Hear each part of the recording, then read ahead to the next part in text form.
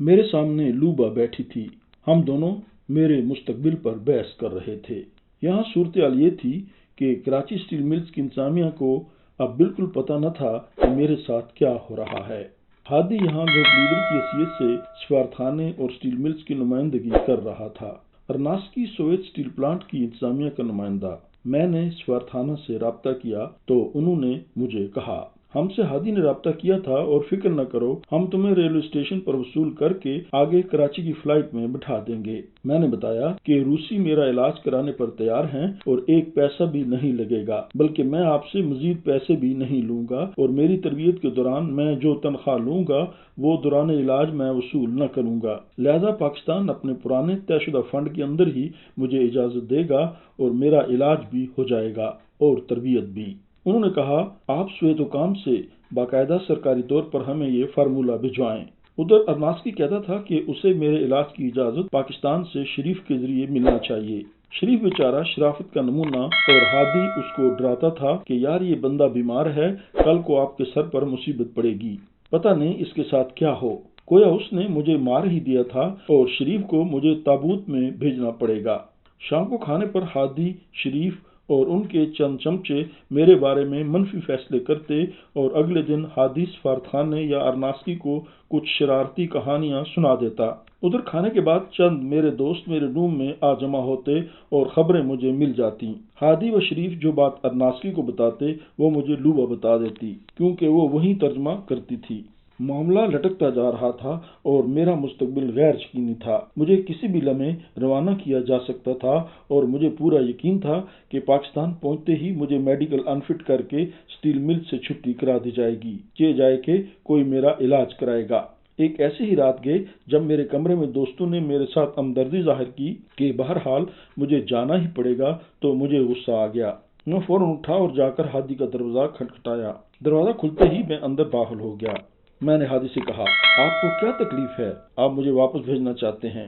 اس کا جواب تھا، یہ تو سفارتخانے، اسٹیل ملز اور شریف کا فیصلہ ہے، اور یہ کہ مجبوری ہے، آپ کو جانا ہی پڑے گا چونکہ آپ تربیت کے لیے انفٹ ہو۔ تب میں نے کہا، اوکے، میں جاؤں گا، لیکن کراچی ایئرپورٹ پر میں آپ کو خوش آمدید کہوں گا، and I will have nothing to loose.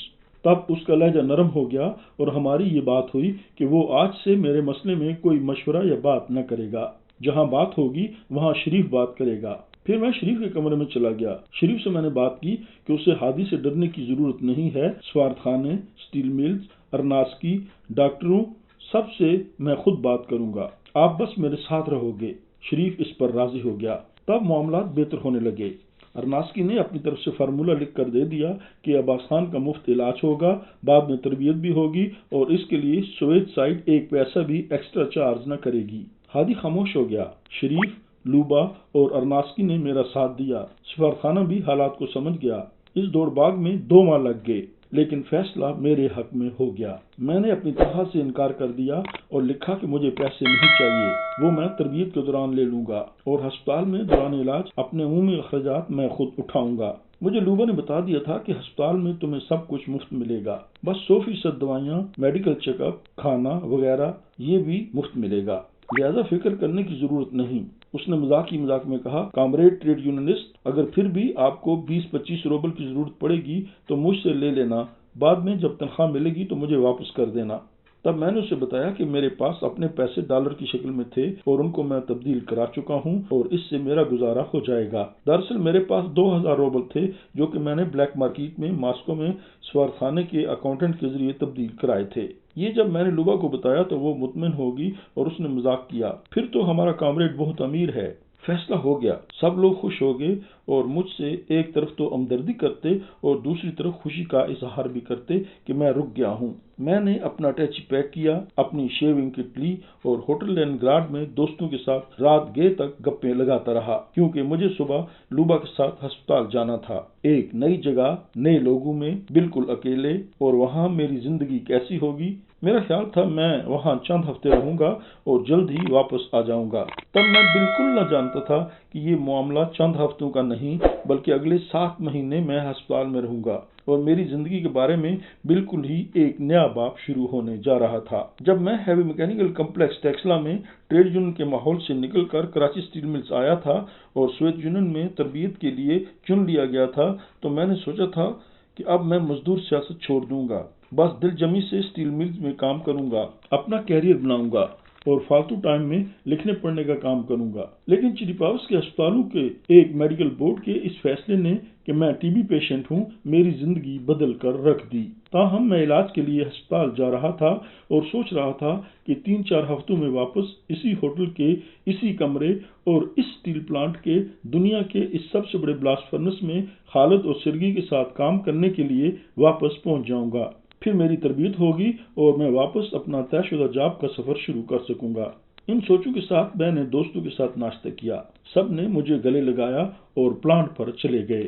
پچھلے 2 ماہ میں سارے ہوٹل کے عملے میں کافی مقبول ہو چکا تھا، ایک تو میرے اس کیس یا پرابلم کی وجہ سے اور دوسرا یہ کہ لوبا نے مجھے چریپاوس کے ریڈیو اسٹیشن سے متعارف کرا دیا تھا۔ میں نے اسے بتایا تھا کہ ماضی میں راولپنڈی ریڈیو اسٹیشن سے نشر ہونے والے نوجوانوں کے پروگرام کالج میگزین میں بزم خیابان ادب ٹیکسلا کے صدر کی حیثیت سے حصہ لیتا رہا ہوں۔ ہماری ادبی تنظیم کے سرپرست اعلیٰ جناب مولانا کوثر نیازی تھے اور ٹیکسلا میں ہماری سرپرستی مقامی بزنس مین رضا شاہ صاحب کرتے تھے۔ باجی شبنم مجھے تقریر کے لیے میرے نام کی مناسبت سے ہر بار حضرت امام حسین رضی اللہ تعالی عنہ کا ٹاپک دیتی تھی۔ میرے نام کی وجہ سے وہ مجھے اہل تشیع سمجھتی تھی، حتیٰ کہ مجھے ایک دن کہنا پڑا، باجی مجھے اور بھی کوئی موضوع دیا کریں۔ تب بات کھلی اور مجھے دوسرے ادبی موضوعات بھی ملنے لگے۔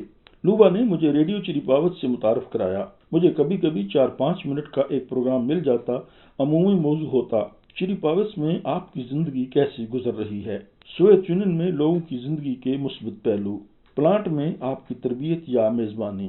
میں چند منٹ اپنے خیالات کا انگریزی میں اظہار کرتا جس کا ترجمہ لوبا کر دیتی اور مجھے یاد پڑتا ہے مجھے 10-15 روبل بھی مل جاتے تھے۔ میرے لیے یہ مہینہ بھر کے جیب خرچ میں ایک خاطر خواہ مدد ہوتی تھی، لہٰذا اس ایکٹیویٹی سے ہوٹل کا سارا عملہ جو کہ 90% عورتوں پر مشتمل تھا میرا گرویدہ ہو چکا تھا۔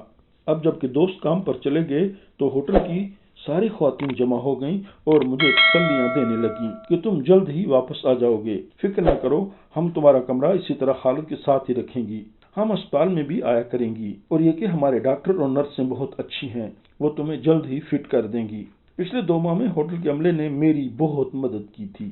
یہ مدد زیادہ تر اخلاقی تھی اور اس سے میرے مورال میں کافی اضافہ ہوا تھا۔ پردیس میں ایک اجنبی دنیا میں مجھے یہ فیصلہ کرنے میں ہمت بندھی تھی کہ میں یہاں ہی علاج کراؤں گا۔ بہرحال جلد ہی لوبا آ گئی اور ہم دونوں پلانٹ سے آنے والی اس ٹرام میں بیٹھ گئے جو کہ جلد ہی ہمیں ہسپتال پہنچانے والی تھی۔ آہنی پردے کے پیچھے کیا ہو رہا تھا؟ سوویت یونین میں لوگوں کی زندگی کیسی تھی؟ دوستو، اگر آپ اس بارے میں مزید جاننا چاہتے ہیں تو ہمیں سبسکرائب کیجیے اور لائک بھی کیجیے۔ شکریہ۔